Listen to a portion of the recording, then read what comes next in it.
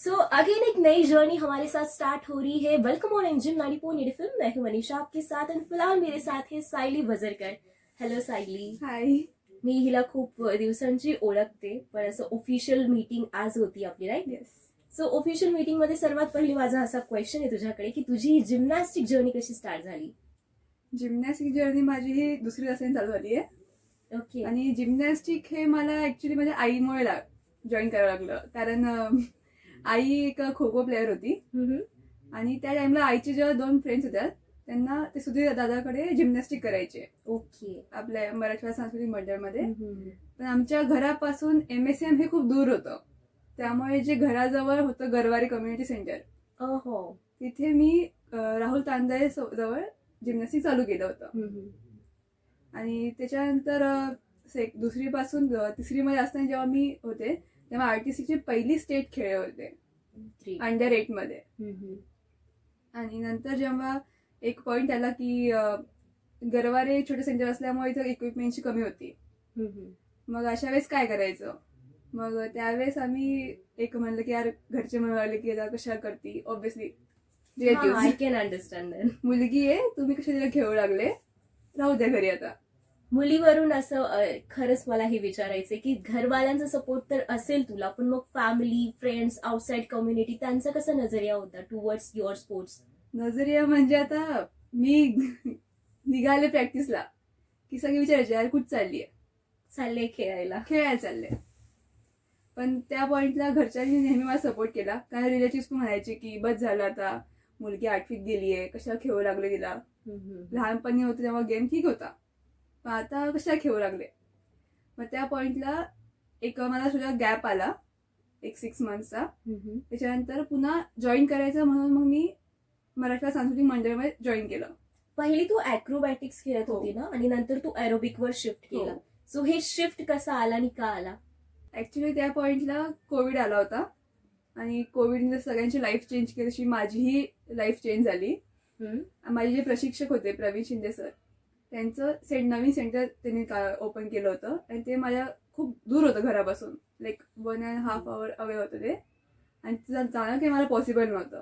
तेव्हा मग मी मकरंद सरांसोबत बोलून शिफ्टिंग ही झाली माझी. सो मग इनिशियली कसं गेलं? ऍक्रोबॅटिक एरोबिक्स वेगवेगळं असतं, तर काही प्रॅक्टिस ऍक्रोबॅटिक्स मध्ये की आपलं होल्ड्स खूप इम्पॉर्टंट असतात आणि एरोबिक्स मध्ये एन्ड्युरन्स. ओके. सो ते थोडं लाईक वेगवेगळं एकदम, कारण एक मनोरे आपण म्हणतो त्याला ऍक्रोबॅटिक्स मध्ये, ते उभारले जातात. आणि एरोबिक्स मध्ये इंडिव्हिज्युअल पण असतं प्लस ग्रुप इव्हेंट पण असतो. तो दोन्ही काही पार्टनर्स हे अवेलेबल आहेत, पण दोघांमध्ये असं एक इश्यू होता की यार इथं स्टॅबिलिटी असते काय, एक खाली एक पार्टनर असतो, त्याच्यावरती एक पार्टनर असतो, त्याच्यावर अजून वरती पार्टनर असतो. ह्याला ऍक्रोबॅटिक्स म्हणतात. आणि एरोबिक्स म्हणजे तो टोटली एन्ड्युरन्सचा गेम आहे. तुम्हाला स्टेप डिफिकल्ट स्टेप करावं, त्याच्यामध्ये एक स्पेसिफिक हे असतात, पॅटर्न्स असतात. आणि प्लस ते स्टेप्स करताना तुम्हाला एलिमेंट्स करतात, ज्याच्यामध्ये काही ग्राउंड एलिमेंट असतात, कधी एअर एलिमेंट असतात. त्यामुळे त्या गोष्टी वेगवेगळ्या थोडा आला त्रास. आणि मोस्टली इंजुरीज खूप झाल्या होत्या. सो नंतर फॅमिलियर झाल्यानंतर जेव्हा तू कॉम्पिटिशन अटेंड केले, जेव्हा तुला मेडल्स भेटले, तेव्हा स्वतःच तर ठीक आहे, पण दुसऱ्यांचे काय रिॲक्शन होते? मग तेव्हा होते का की आता खेळत नाही बाबा, काहीतरी करतीये? रिलेटिव्ह त्यांचं काय, कसा नजरिया बदलला मग? त्यांचं असं की यार हिला आपण उगाच बोललो. अच्छा, माफी वगैरे तर नाही कोणी मागत नाही. ओके. माफी तर नाही मागत कोणी. पण असं कोणतं मेमोरेबल कॉम्पिटिशन होता, जसं एखादा किस्सा तू सांगू शकली तर? सगळ्यात मेमोरेबल म्हणजे माझी पहिली इंटरनॅशनल होती, जी ऍक्रोबॅटिक्स मध्ये झाली होती. अच्छा. ती तेव्हा झालं असं होतं की मी आणि माझी पार्टनर निधी धर्माधिकारी, ओके, आम्ही दोघी उझबेकिस्तानमध्ये सिलेक्ट झालो होतो सिनियर टीम मध्ये as a women's player. Pravin दादाच्या अंडरमध्ये होतो आम्ही तेव्हा. आणि त्या पॉइंटला जेव्हा आम्ही उझबेकिस्तानला गेलो, आम्ही म्हणजे पंजाबमध्ये कॅम्प केला होता, आणि त्या पॉइंटला आम्ही उझबेकिस्तानला गेलो. आणि झालं असं की दुसऱ्या दिवशी आमची कॉम्पिटिशन होती आणि आदल्या दिवशी आम्ही प्रॅक्टिस सेशन करू लागलो. त्या पॉइंटला सर्व्हिसेसची टीम होती, ग्रुप मेन्स ग्रुप असतो तो, त्यातला जो टॉप मुलगा होता तो मुलगा पडला आणि त्याचा हात फ्रॅक्चर झाला. आता डेंजर गेम खूप आहे हा. जास्त. आता त्या पॉइंटला काय करायचं, कारण तिघांना नुकसान होऊ लागलं होतं, 3 मुलांचं. मग अशा वेळेस मी आणि माझी पार्टनर निधी धर्माधिकारी आम्हाला दोघींना वेगळं केलं. ती सिनियरमध्ये खेळली, मी ज्युनियरमध्ये खेळले. आणि ज्युनियरमध्ये मी चायोमध्ये खेळले होते हा. आणि ती सिनियरमध्ये मिक्स पेअरला खेळली होती. ओके. म्हणजे बेसिकली ती बेस होती, पण ती सिनियरमध्ये जाऊन टॉप झाली. वाव. आणि मी सिनियरमध्ये असताना टॉप होते आणि इथे मी बेस झाले. ओके, असं घडतंच. ओके. आणि पण प्रिपरेशन 0, म्हणजे लाईक फक्त 2 दिवसाच्या प्रॅक्टिसवरती माझे पार्टनर चेंज झाले. त्या एका इन्सिडेंट्समध्ये माझे पार्टनर चेंज झाले आणि मला एक नवीन सेट प्रिपेअर करावा लागला. बरोबर. तर आणि हे सगळं होतं तेव्हा मला पहिलं मेडल आलं ज्युनियरमध्ये, ब्रॉन्झ मेडल. आणि हेच ते वर्ष होतं ज्यावेळेस माझी 12वी चालू होती. That would be priceless for you. Definitely. Okay. आणि हेच ते वर्ष होतं ज्यावेळेस माझी 12वी चालू होती. आणि 12वी चालू होती आणि पहिलं इंटरनॅशनल. आपल्याकडे माहिती बोर्डच्या एक्झाम मध्ये किती असतं. ऑब्व्हियसली. सो एज्युकेशन आणि स्पोर्ट्स लाईफ कशी मॅनेज झाली तुझ्याकडून मग? पॅरेंट्स सपोर्टने झालंय. पॅरेंट्स सपोर्टने. कारण कशी आहे तू एज्युकेशन मध्ये, तुझे पर्सेंटेज शेअर करू शकते? मी ऍव्हरेज आहे. ओके. म्हणजे जास्त हुशार नो पण नाही, प्रॉब्लेम. ऍव्हरेज पर्सन आहे मी. स्टील युअर इंटरनॅशनल प्लेअर नाव. येस. त्यावेळेस असं झालं होतं की 12वी मध्ये मला नीट करायची होती, कारण मला खूप इंटरेस्ट आहे मेडिकल साईडला. मला नीट प्रिपेअर करायचं होतं. त्यामुळे मी एक क्लासेस लावले होते. क्लासेस टाइम असा होता की सकाळी 10 ते 8 पर्यंत. ओके.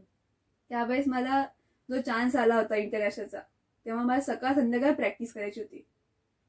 तर सकाळ संध्याकाळ प्रॅक्टिस करत क्लासेस एज्युकेशन मॅनेज करणं हे क्वाईट डिफिकल्ट. पण ते पॅरेंट्सच्या सपोर्टने मला खूप पॉसिबल झालं, कारण माझे आई आणि वडील दोघं पण वर्किंग आहेत.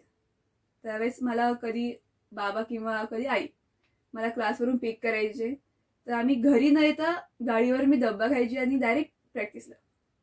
हार्डवर्किंग लहानपणापासूनच होती म्हणजे. ओके. सो एक मोटिवेशनल, एक आयडियलाइज पर्सन कोणी लाईफ मध्ये ज्याच्याकडून you will always get motivated, असं कोणी आहे का? ऑब्व्हियसली आमचे mentor Makarand Joshi sir. Okay.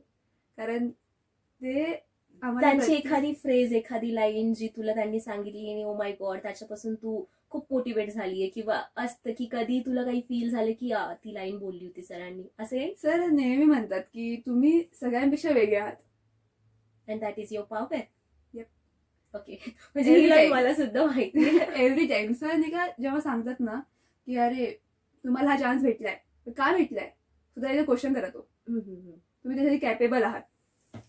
ते आम्हाला प्रत्येक पॉइंटला, लाईक जेव्हापासून मी मराठवाडा सांस्कृतिक मंडळात गेलेली आहे तेव्हापासून सर हे आम्हाला प्रत्येक वेळेस सांगतात की तुम्ही युनिक आहात, तुम्ही सगळ्यांपेक्षा वेगळे आहात, तुम्ही का आहात ते सगळं तुम्ही इथं असताना क्वेश्चन करा. जेव्हा मी क्वेश्चन करतो तेव्हा मला रिअलाइज होतं की अरे आम्ही येस, आम्ही ते डिझर्व करतो. And now what is your future plan?